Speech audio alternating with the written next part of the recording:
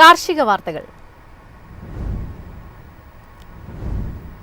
സംസ്ഥാന സർക്കാരിന്റെ വിള ഇൻഷുറൻസ് പദ്ധതിയിൽ വിപുലീകരണം. ഇതുവരെ ഉണ്ടായിരുന്ന 27 വിളകൾക്ക് പുറമെ 13 പുതിയ വിളകൾക്കും ഇൻഷുറൻസ് പരിരക്ഷ നൽകാൻ തീരുമാനം. പ്രകൃതിക്ഷോഭവും വന്യമൃഗശല്യവും ഉൾപ്പെടെ കൂടുതൽ അപകട സാധ്യതകൾക്കും ഇനി കർഷകർക്ക് സുരക്ഷയുറപ്പ്.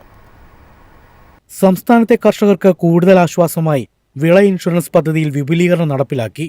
നിലവിൽ 27 വിളകൾക്ക് ലഭിച്ചിരുന്ന ഇൻഷുറൻസ് പരിരക്ഷ ഇനി 13 പുതിയ വിളകളിലേക്കും വ്യാപിപ്പിച്ചു. തേനീച്ച കൃഷി, റംബൂട്ടാൻ, പേരയ്ക്ക, പാഷൻ ഫ്രൂട്ട്, സപ്പോട്ട, അവക്കാഡോ, ലിച്ചി, ഡ്രാഗൺ ഫ്രൂട്ട്, പപ്പായ, ചേമ്പ്, കാച്ചിൽ, ആന്തൂറിയം, ഓർക്കിഡ് മുല്ല എന്നിവയ്ക്കും ഇനി പദ്ധതിയിലൂടെ ആനുകൂല്യം ലഭിക്കും. മഴയും വരൾച്ചയും മൂലം നശിക്കുന്ന നെൽകൃഷിക്ക് പുറമെ ഉപ്പുവെള്ളക്കയറ്റം മൂലമുള്ള നാശനഷ്ടങ്ങൾക്കും ഇൻഷുറൻസ് പരിരക്ഷ ഏർപ്പെടുത്തിയിട്ടുണ്ട്. കൂടാതെ മാവുകളിൽ കീടബാധ മൂലമുള്ള നഷ്ടങ്ങൾക്കും ഇനി കവർ ലഭിക്കും. വാഴകൃഷിയിൽ ഹൈ ഡെൻസിറ്റി കൃഷിരീതികൾക്കും പദ്ധതിയിൽ ഉൾപ്പെടുത്തി. പ്രകൃതിക്ഷോഭം മാത്രമല്ല, വന്യമൃഗശല്യം മൂലമുള്ള നാശനഷ്ടങ്ങൾക്കും ഇൻഷുറൻസ് പരിഗണന നൽകും. പട്ടയമില്ലാത്ത ഭൂമിയിൽ വർഷങ്ങളായി കൃഷി ചെയ്യുന്ന ദീർഘകാല വിളകൾക്കും പാട്ടത്തിനെടുത്ത സ്ഥലത്തെ കൃഷിക്കും പദ്ധതിയുടെ ആനുകൂല്യം ലഭ്യമാക്കുന്നതിലൂടെ കൂടുതൽ കർഷകരെ സംരക്ഷണ വലയത്തിലാക്കുകയാണ് സർക്കാർ ലക്ഷ്യം. News desk, MyFin TV. കടലിൽ വെള്ളത്തിന് ചൂട് കൂടിയതോടെ മത്സ്യലഭ്യതയിൽ ഗണ്യമായി കുറവ്. തുടർച്ചയായി 3 ആഴ്ചയായി കാര്യമായ മത്സ്യലഭ്യത ഇല്ലാതായതോടെ മത്സ്യത്തൊഴിലാളികൾ ഗുരുതര പ്രതിസന്ധിയിലായിരിക്കുകയാണ്. സാധാരണയായി ഈ സമയത്ത് ലഭിക്കേണ്ട മത്സ്യങ്ങളുടെ 4/1 പോലും കിട്ടാത്ത സ്ഥിതിയാണ് നിലവിൽ. ഇതോടെ കുടുംബം പുലർത്താൻ പോലും ബുദ്ധിമുട്ടാക്കുകയാണ് മത്സ്യത്തൊഴിലാളികൾക്ക്. വെള്ളത്തിന്റെ താപനില ഉയർന്നതോടെ മീനുകൾ തങ്ങളുടെ സ്വാഭാവിക ആവാസ വ്യവസ്ഥ മാറ്റി ദൂരങ്ങളിലേക്ക് മാറുന്നതാണ് മേഖലയ്ക്ക് തിരിച്ചടിയായത്. ഇന്ധനച്ചെലവ് പോലും കണ്ടെത്താനാകാത്തതിനാൽ പല ബോട്ടുകളും കടലിലിറങ്ങാതെ തീരത്ത് കിടക്കുകയാണ്. ചൂണ്ടപ്പണി ലക്ഷ്യമിട്ട് വളരെ കുറച്ചു ബോട്ടുകൾ മാത്രമാണ് ഇപ്പോൾ കടലിലേക്ക് പോകുന്നത്. സീസൺ തുടക്കത്തിൽ നല്ല വരുമാനം ലഭിച്ചെങ്കിലും നവംബർ മുതൽ നഷ്ടക്കണക്കുകളാണ് ഉയരുന്നത്. സാധാരണ നവംബർ, ഡിസംബർ മാസങ്ങളിൽ മാത്രം നേരിടാറുള്ള പ്രതിസന്ധി ഇത്തവണ ഫെബ്രുവരി, മാർച്ച് മാസങ്ങളിലും തുടരുകയാണ്.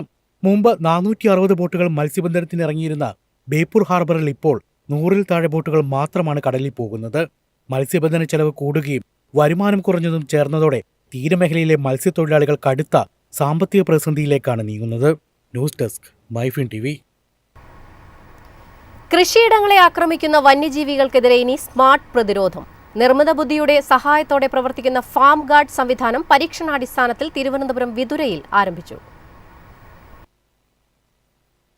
കൃഷിയിടങ്ങൾക്ക് സമീപമെത്തുന്ന വന്യജീവികളെ ശബ്ദമുണ്ടാക്കി തുരത്താൻ ഫാം ഗാർഡ് എന്ന പുതിയ സംവിധാനവുമായി വനം വകുപ്പ് രംഗത്തെത്തി. തിരുവനന്തപുരം വിതുര സെക്ഷനിലെ മാങ്കാലയിലാണ് പദ്ധതി പരീക്ഷണാടിസ്ഥാനത്തിൽ ആരംഭിച്ചത്.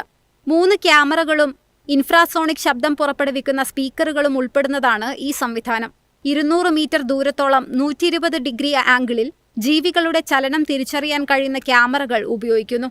വന്യജീവികളുടെ സാന്നിധ്യം കണ്ടെത്തിയാൽ അവയുടെ ഇനത്തിനും വലിപ്പത്തിനുമനുസരിച്ച് പ്രത്യേക ശബ്ദങ്ങൾ പുറപ്പെടുവിച്ച് അവയെ തുരത്തും. അതോടൊപ്പം വിവരങ്ങൾ തത്സമയം വാട്സാപ്പിലൂടെ ഉദ്യോഗസ്ഥർക്കും റാപ്പിഡ് റെസ്പോൺസ് ടീമിനും കൈമാറും.